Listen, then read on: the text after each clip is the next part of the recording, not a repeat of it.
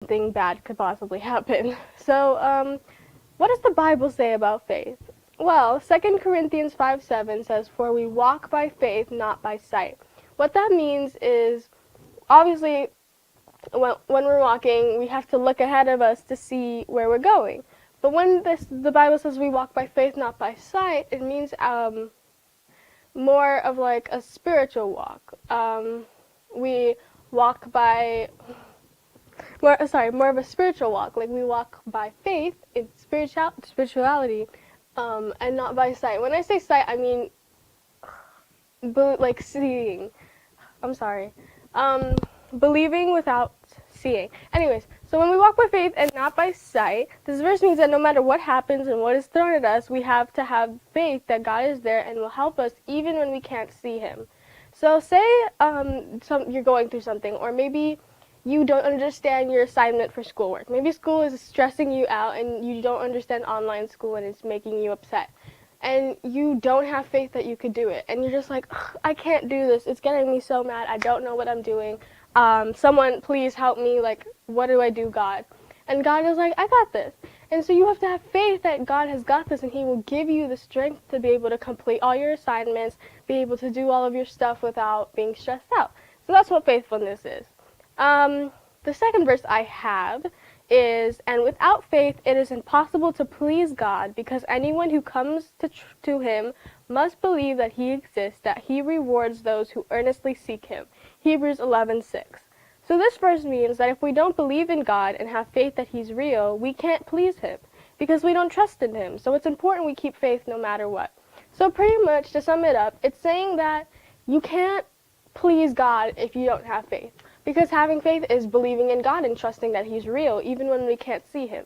And sometimes it's hard to be like, how can I trust someone who I can't even see? Like, what's wrong with this? I can't see God. How am I supposed to trust in Him? Like, I can trust in my parents. I could see my parents. I could trust in my siblings and my friends. I could see my friends.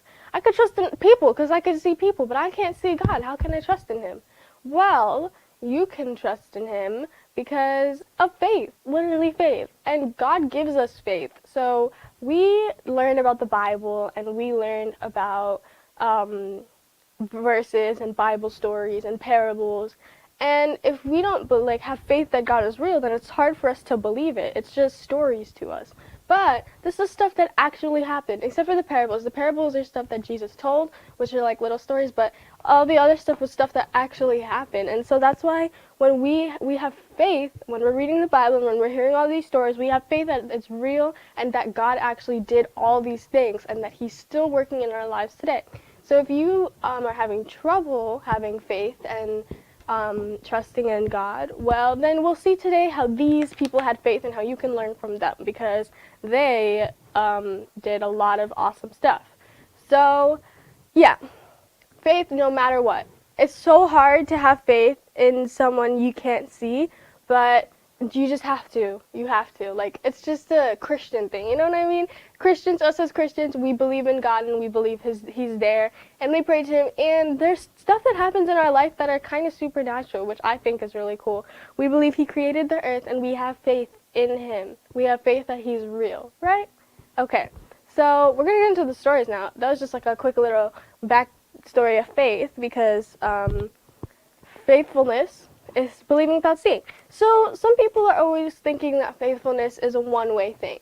Faithfulness is actually a two-way thing because God is very faithful to us when we are faithful to Him. Well, no, God is faithful to us no matter what. No matter what, God will always provide for us and always be faithful to us. But when we are not faithful to Him, He does get sad. He is sad that we don't believe in Him or we don't trust that He's going to work out what we want Him to work out. However, He's still faithful to us. And that will be another reason we are faithful to Him, because no matter what, He's always faithful to us. So, one story I'm going to tell you guys, really popular story. Everyone knows this story. I'm sure you know this story. The other story is also a popular story, but yeah, I'm going to show you guys how these two people in the Bible used faith and didn't use faith. The first one I'm going to tell you guys, this person did use faith. The second one, the person didn't use as much faith. So, the first one, is, drumroll please, David and Goliath. Yay! So if you're wondering, I'm sure you've all heard this story before, but if you're wondering how David and Goliath has to do with faith, well, I'll tell you guys today. So as we know, I think I told you guys last week, I read a story about how Samuel, I think it was Samuel, anointed David as king, and Saul got mad. No. Yeah, Saul was jealous, I think. But anyways, so David isn't king yet. Saul is king. Sorry. I'm a little, sorry. Okay. Anyways, so yeah, David was anointed king yet. However, nobody knows. Not that much people know. Because everybody thinks that Saul's son, Jesse, is going to be king next. But we'll get into that another day. Anyways, so Saul is king, and all we know is that David was anointed king by Samuel. Anyways, so David and Goliath. So we all know Goliath, the giant. He was scary, evil, you know, all the bad things. And we all know that David was probably the most petite kid out there. He was so small. He was probably my age when this happened, but he was probably shorter than me. I would count on that. And yeah, so he was just a small petite kid, just a shepherd boy. He had lots of brothers, and his brothers were all big and strong, and they were all in the army. So no one would have thought that this kid would have like the guts to go out and try and like defeat a giant. But we all know that David's secret weapon was faithfulness, obviously, because he was faithful to God, that even though he was small and on the outside it looked like he couldn't do it, he knew that God got him, and he had faithfulness, and he was faithful to God, and he knew that God was faithful to him, and God would provide for him and help him out. So that was just a little backstory. Now let's get into it. So Goliath, which was the giant, he strutted up and down, challenging the Israelites to fight. Man, this Goliath guy, I'm sorry, every time I hear this story, he is really gutsy, because I would be gutsy if I was a giant too. He was a giant. So, but he was strutting up and down, challenging the Israelites to fight.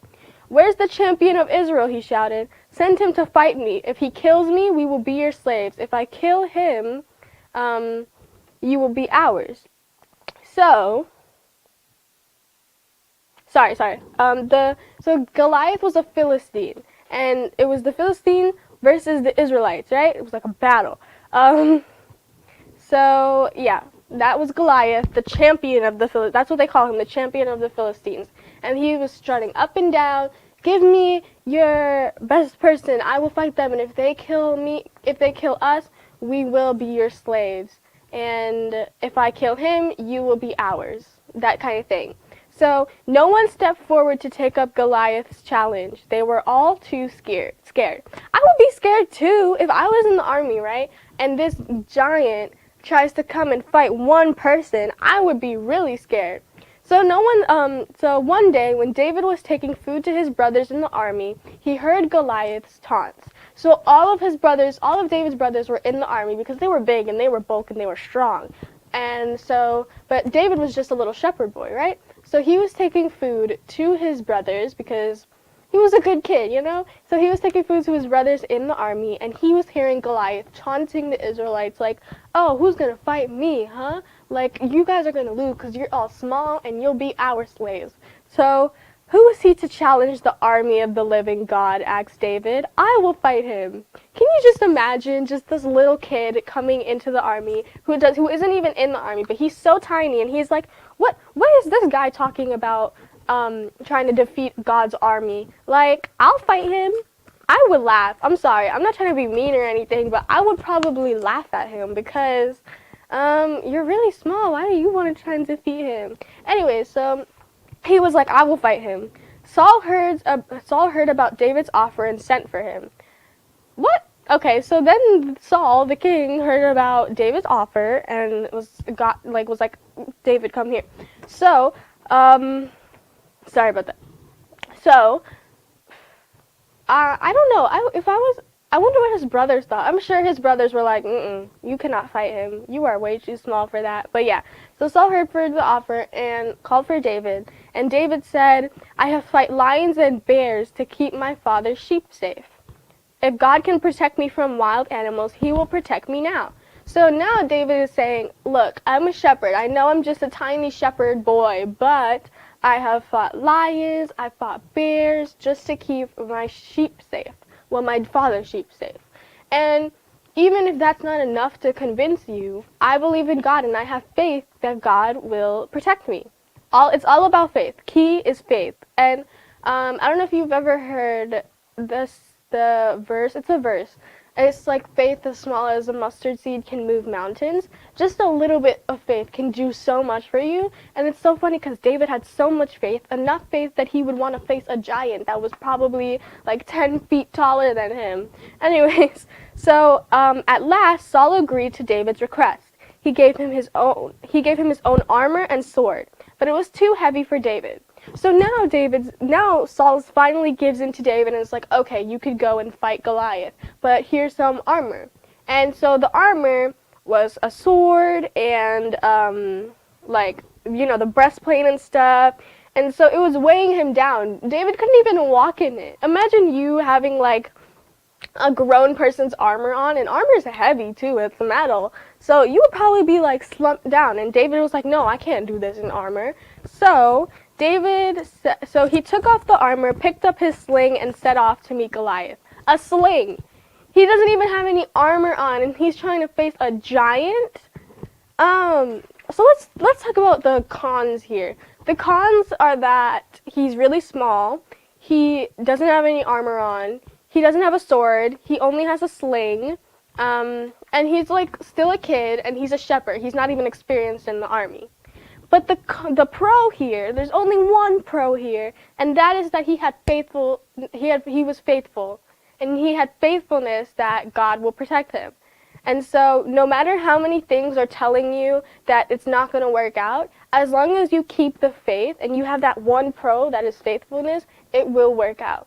Because David had so many things that was not working for him. He had no armor, no sword, just a sling. A sling. Do you guys know what a sling is? It's like, you know what a slingshot is? It's that. That's what it is. It's where you take the rope and you pull it back and you have like a ball or something in it and you release it. And it's just, they come in plastic. I'm sure they sell them at like the drugstore or something because I've seen one in the toy aisle before. They're literally sold as toys now, but like with like plastic balls or something. So he had just a sling. Those are all the cons, but his only pro was that he had faithfulness, and that is exactly what got him through. So when Goliath saw David coming towards him, he laughed. Well, obviously, if I was a giant and I saw this little boy coming towards me to try and fight me, I would laugh at him too. But let's just read what David's faithfulness got him. So, what sort of champion is this? He sneered. I come in the name of the God of Israel, replied David. He is a stronger champion than you. So now the giant is trying to taunt David, but David is saying, actually, I have faith that my God is better than you because he is better than you and he's a bigger champion than you, and I come in the name of the Lord, so therefore I am a bigger champion than you. And so David took a stone from his bag and placed it into his sling, and he took aim. The stone hurtled. So he took a stone. He had a stone and a sling to fight a giant. So he took the stone and he put it in the sling and he pulled it back and he hurled it at Goliath. I'm sure the stone was about like this big. It was probably this big, yeah. So it struck him on the forehead and broke his skull. What?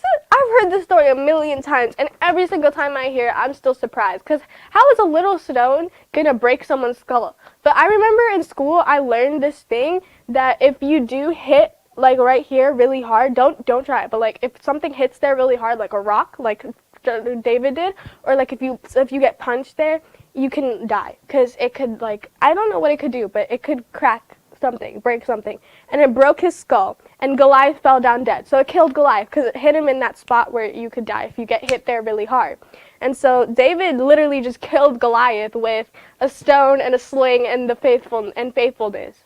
Yeah, I'm gonna put it this way: David did not kill Goliath with a stone and a sling. David killed Goliath with faithfulness because he had faithfulness in God that God would like do everything for him, and God did exactly that. So I think this story is just so cool. But yeah, I think David was a smart kid. David was smart. He was talented in music. He was a good shepherd. David was just a really good person overall. But he was smart enough to hit that part right there where you could die if it hits there really hard. Don't try and hit there or anything. But like don't try and do that to your siblings. But I'm sorry. But yeah, so David ended up killing Goliath all because he had faithfulness in God. And people like to look at the fact that, oh my gosh, he killed Goliath and he's so small and he's so petite and he only had a sling and a stone. And even though that's cool, that's a cool fact, he really killed Goliath because he had faith that God would protect him. He had faith that God would see him through, and he was just faithful to God, and God was faithful to him. So after the victory, the Israelites were very happy, but Saul was jealous. He could see that everyone loved David. Saul sat in his palace thinking of ways he could harm David. So we're not going to go into that today because that's a bit much to talk about, but Saul was jealous of David, and now Saul wants to hurt David. So Saul really went from loving David to hating David. And yeah, that's where the whole David-Saul feud started. But we're going to talk about that probably Tuesday for self-control. I have a story of David that I want to tell you guys Tuesday. There's so many layers to unfold in David's story. It's just so cool. I love it. But yeah, that was the first one I had about David and Goliath. And I just thought it was so cool how he had faith. Okay, so the verse that says, faith as small as the mustard seed can move mountains. Well, David had a lot more faith than just a mustard seed, because also if you don't know what a mustard seed is, it's really, really small. So what it's saying is that faith, so you could have as much, can't put these words together. Your faith can be such a small amount, and it could do so much. And so David had such a big amount of faith, and that did so much more. You know what I'm saying? He killed a whole giant, and he was tiny, and he had a sling and a stone. So that was cool. That is a story where they showed faith. I have a quick story to tell you guys about where this person did not show faith and like something was about to happen. It's just a quick story, but yeah. David and Goliath was like the main story for today. I love that story so much. Everyone probably knows of that story because it's probably one of the most famous stories, because David, the tiny shepherd boy, killed the giant with a sling and a stone. That's not that hard to remember. But we also have to remember the factor of it, not just the factor that he was able to kill him with a sling and a stone because he was small. We also have to remember the fact that he was able to do it because he had faith. And that's why it's important for all of us to have faith in God. Because even if we think that he's not going to provide for us, when we have faithfulness, maybe we may be able to slay our giants today. Okay? So the second one is Jesus walks on water. This one is good because let me just read it to you guys. I'll be quick. We have 9 minutes. We're good. Let me read it to you guys. So Jesus walks on water. After this wonderful meal, Jesus told his disciples to get into their boat and go to the other side of the lake. While he said goodbye to the crowd, then he went into the hills to pray. Later that night, as the wind got up on the lake, the disciples in the boat saw someone walking towards them over the water. So Jesus, this doesn't relate to the other story, but this is like a separate one about faith. So anyways, Jesus went to pray because they just ate supper. Supper is so weird. I'm just going to call it dinner. I think they just ate dinner. And Jesus went to go to the mountains to pray, and then all his disciples were on the boat, and then they see this figure walking towards them. We already know it's Jesus, but I would be scared if I was on a boat in the nighttime, and I just saw this like shadow walking towards me on water. Anyways, but we all knew Jesus could walk on water because Jesus was cool and he could do everything on earth. Anyways, later that night as the wind got they were terrified. It's a ghost, they cried. But Jesus called to them, don't be frightened, it's me. So they thought it was a ghost. I would probably think it's a ghost, maybe some spirit, some monster, creature, whatever. But Jesus was like, don't be afraid, it's me, don't worry. Peter said, if this is really you, Lord, tell me to come over the water. So Peter, don't get me started on Peter. Peter had absolutely no faith. He was like, God, if this is really, Jesus, if this is really you, tell me to walk on the water. So Jesus, being the cool person he is, said, come on. So Peter got down out of the boat and walked on the water towards Jesus. So Sorry. This story is just cool. Okay, so Jesus is on the water, walking on water. Obviously, we know it's practically impossible. No, it is impossible to walk on water. However, Jesus can do anything, so he was able to walk on water, and he was able to help other people, make other people walk on water. So Peter was like, if it's really you, tell me to walk on water. And Jesus was like, come. So Peter steps off the boat and starts walking towards Jesus. Not a care in his mind except for the fact, like, oh my gosh, I'm walking on water, and Jesus is helping me do this. But then, when he realized he was out on the dark lake in the wind, he became frightened and began to sink. So he had faith. Well, first he didn't have faith because he didn't know it was Jesus. But then he had faith again because he was walking on water. And then he lost his faith because he was like, oh my gosh, I'm walking on this dark lake in the middle of the night and it's windy. And he starts to get frightened and he starts to lose his faith. So as he starts to lose his faith, he began to sink. Right away, he started to sink. And that's what happens when we lose our faith. When we don't have faith and we don't trust that Jesus can do stuff for us and that he can guide us through the water, literally walking on water, that's when we'll lose our faith. And that's when we'll start to sink, is when we lose our faith. And that's why it's important for us not to lose our faith. Because when we do, it will not result good. Peter didn't drown though, because then immediately Jesus reached out his hand to Peter and caught hold of him. And this is a perfect example of how even when we're not faithful to Jesus, he's still faithful to us, no matter what. Because even after Peter lost faith and was sinking, Jesus still reached out his hand and grabbed him. I think that's such a perfect example because Peter didn't have faith. Then he had faith because he was walking on water. Then he lost his faith because he was walking on water. And throughout the entire roller coaster of having faith and not having faith, Jesus still was faithful to him, which I just think is awesome and should give us a reason to all have faith in Jesus. So, then Jesus said, "How little faith you have! Why did you doubt? Let's get back to the boat." Together, they climbed onto the boat. The others were amazed. This must be the Son of God. Of course it's the Son of God. Anyways, those were my 2 stories for today. I'm surprised I got to tell both stories. I don't usually get to tell my second story, but those were my both stories for today. And that is why it's important to have faith. 1, because you can slay your giants with faith. 2, because even though it may be hard to keep the faith, because then you realize everything around you is just so bad. You could be getting so much better and you could be getting your schoolwork and then you realize, oh my gosh, how long is COVID gonna be around for? And that's when you start to sink. And then Jesus reaches out his hand and grabs you and he still pulls you out of the water even after you just doubted him about something. It doesn't even have to be with COVID. It could be in any situation that you think. But there is a Bible verse that says that even when we're not faithful to him, he's faithful to us no matter what. I just can't remember what it is. I think I'll find it, but when I find it, I'll tell you guys. Anyways, we have 4 minutes, so I'm going to pray now, and then I think I have an announcement, I think. I do, actually. So thank you, Jesus, for this day. Thank you for giving us this time. I think today was one of my favorite days. I really enjoy talking about faithfulness because it's so hard to have faithfulness during COVID and everything that goes on in our lives, and I think it's important that we keep the faith.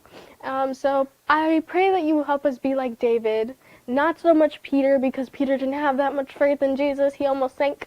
But I pray that you will help us to be like David and have faithfulness. A really big amount of faithfulness and faith, and I pray that you will just never stop reaching out your hand to help us. In Jesus' name I pray, amen. He will never stop helping us. He will never not be faithful to us because Jesus is just awesome. So, tomorrow, Saturday, we have Kids Club at 1. You could join us on this channel, or you could join us on Facebook. So if you want to join to do some kids club where we talk about a story and we do a craft, then you could join us. And then later today we're doing Writer's Workshop. Yay! I love Writer's Workshop. Writer's Workshop is so fun because it lets us express our creativity, our creative writing process, So we get to do that. And then Monday we're talking about gentleness.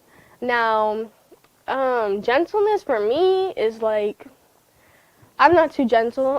I guess I am. Well, I don't know. Honestly, I don't know. I'm excited to talk about that so that we could both grow together. And then self-control for the last day, which is self-control. I will have a guest on with me to do self-control with me. Self-control is very important. Very important. Because when you don't have self-control, you have no control over anything.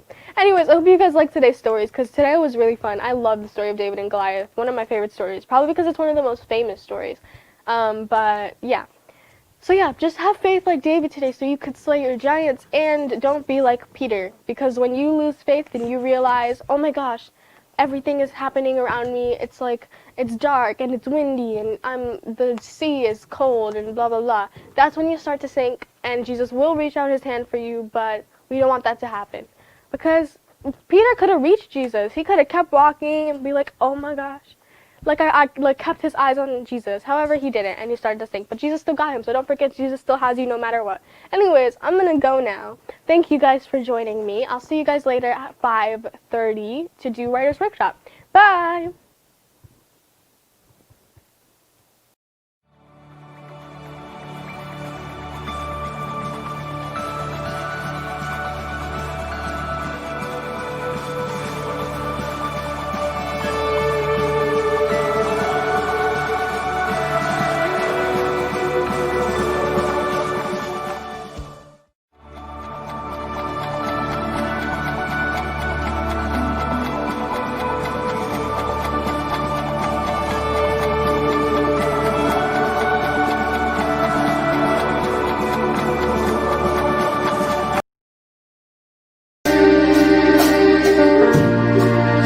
Because we don't have the Spirit of God that brings conviction.